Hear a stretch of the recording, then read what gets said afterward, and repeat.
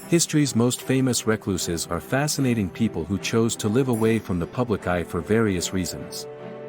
Some of them were brilliant artists, writers, or musicians who wanted to focus on their craft without distractions.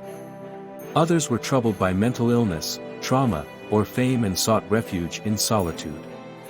And some were just eccentric individuals who preferred their own company over others. Here are some examples of history's most famous recluses and what made them so intriguing. Howard Hughes. He was a business magnate, aviator, and film producer who had a successful and glamorous career in Hollywood and aviation. He also suffered from OCD, chronic pain, and paranoia, which led him to isolate himself in hotels and airplanes for years. He became obsessed with hygiene, germs, and secrecy, and rarely communicated with anyone except his aides. J.D. Salinger. He was an author who wrote the classic novel The Catcher in the Rye, which became a cultural phenomenon and a symbol of teenage rebellion. He moved to New Hampshire in 1953 and avoided publicity for the rest of his life. He continued to write but did not publish anything after 1965.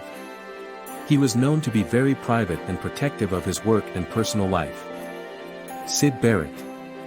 He was a musician and founder of the band Pink Floyd, who created innovative and psychedelic music in the 1960s. He became erratic and isolated due to drug abuse and mental health issues, and left the band in 1968.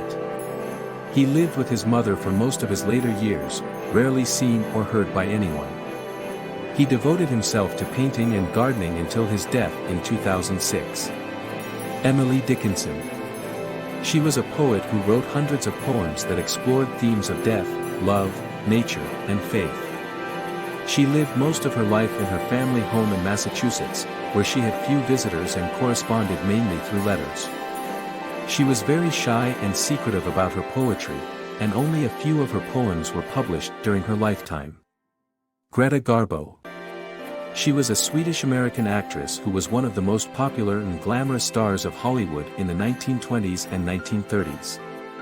She was known for her beauty, talent, and mysterious persona. She retired from acting in 1941 at the age of 35, and lived a secluded life in New York City for the next 5 decades.